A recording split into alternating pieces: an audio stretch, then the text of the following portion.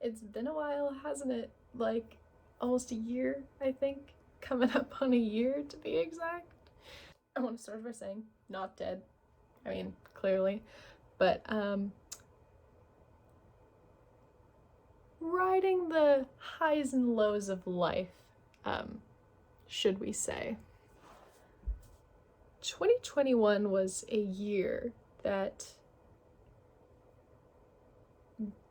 felt way longer than a year. Let's put it like that. The beginning of the year started off really great, actually, and around the time I made the last video, I was not daydreaming that much overall, and that seemed to get better through going through the year, and so it kind of made me feel almost like a fraud for posting, because it was like it wasn't like I was it wasn't maladaptive anymore. It was just dreaming, and it was very, very strange. In fact, summer of 2021 was like the highest of highs that I could have experienced, and I have experienced in my adult life. Like, I had the most amazing people around me. I was working again. I was not at school because it was the summer, and summer, oh my gosh, university summer vacations are so long and it's so nice. There were also like no COVID restrictions where I was, so that made like everything way more fun. Summer 2021, I was feeling untouchable. And let me tell you how that changed as soon as school started again in September. We were back in person for school in the fall, and it was the first semester that was not online, and I was on top of the world. I felt like nothing could go wrong. Everything in life was perfect, and everything was going to stay perfect, because it always stays perfect when everything's going exactly how you want it to, doesn't it? So about 2 weeks into school, everything that I had thought of myself and planned in the near future for myself came crumbling down in the matter of minutes, and I was just kind of lost in the abyss of not perfect that had been created. And from then until the rest of the whole semester, it was kind of a general low for me, daydreaming wise anyway.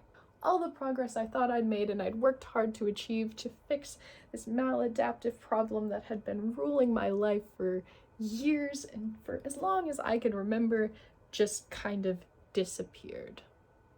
And the spirals are still continuing now as a kind of a constant high and low roller coaster, where when I'm in my highs and I'm not daydreaming as much, I'm not wanting to film because, again, feel like a fraud. And when I'm in the lows, I don't have the time or motivation to film because I'm daydreaming so much. I don't know if you guys know this feeling, but it's like you can kind of feel when you're coming out of it, and you can feel when you're going back into it. You can feel when you're spiraling. And right now I'm pretty close to the base of a spiral.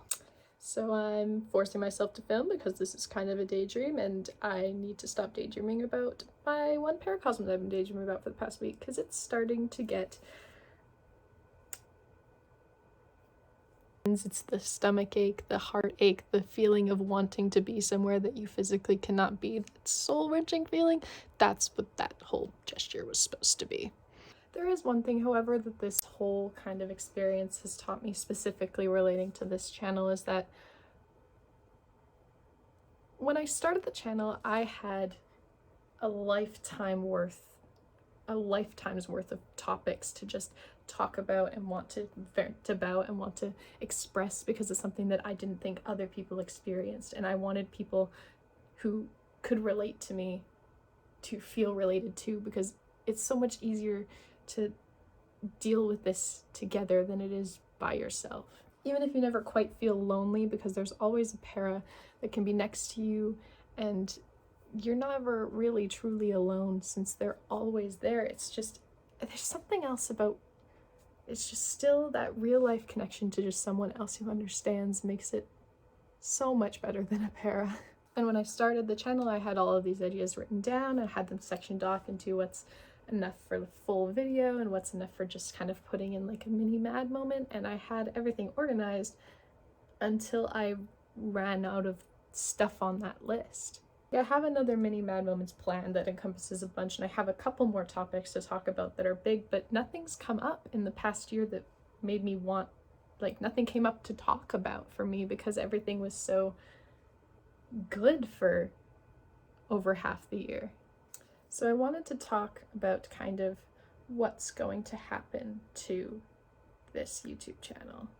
I'm not quitting, and I definitely don't want to do that, and I don't think I ever will want to quit. I think it will just be things that are in my actual life kind of rule the time and the motivation I have to film videos, and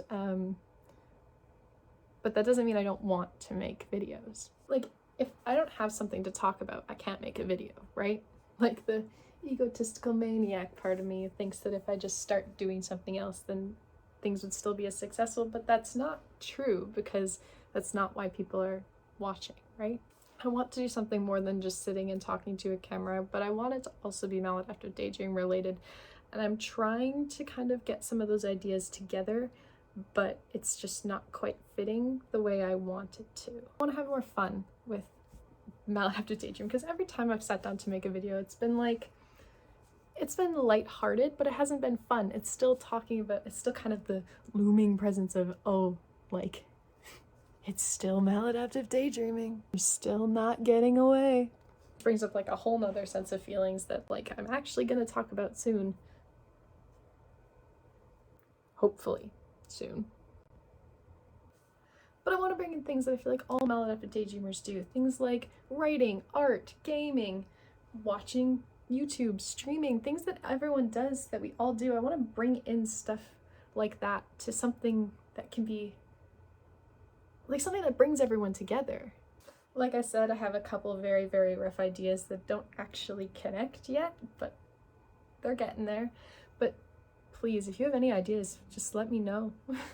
Anyway, that was a whole long tangent. The point I wanted to say is basically I'm not going to be promising a schedule from now on. When I have a topic to talk about, I will talk about that topic. It'll be very similar to what my friend Mason does on his YouTube channel. I'll link it, but he just talks when he has something to talk about, and that's something that I think I'm gonna do more of. My main goal from the beginning was to make videos that I can watch when I'm older and to be able to remember how I felt at different stages in my life, and whoever wanted to come along for that ride was more than welcome to. But my motivation always came from something very personal to me, and I think that changing and committing to that kind of uploading schedule follows that goal much better than a weekly upload schedule that I have not been able to commit to. Again, I'm not abandoning the channel, no way, but I'm just kind of informing you of how things are gonna go from now on. And if you've made it this far into the video, then I'm just gonna reintroduce myself to you all. Because the last time I made a video, I had about 30 subscribers, and now there's 52. There's almost double the amount of people here than there were the last time. And that is insane to me. How do you... It's insane. Thank you to you all. Actually, now that I think about it, I don't think I've ever done like an actual proper introduction. Hi, I'm Megan, and I'm a maladaptive daydreamer who loves to scream songs in the car with her speaker on full volume and stare in my mirror and act out scenes in my head for hours on end, but I don't know what my life would be without it. And as much as the negatives suck, there are some very positive things that have been brought into my life because of it. I'm creative. I have amazing visualization skills. I'm able to hear dialogue and see if it's natural before I write it down. And a piece of art, there's so many little things that maladaptive daydreaming has made that make me me, and I wouldn't want it any other way.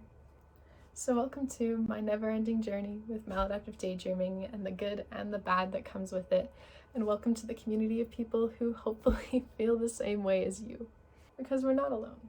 And as much as it may seem so when you're sitting alone in your room with only your paracosm to keep you company, it's hard to remember that there's a whole community of people who do the same thing that you do. So thank you for sticking with me while I took many steps in my journey without you, but I hope that you'll be here for the next ones. Bye!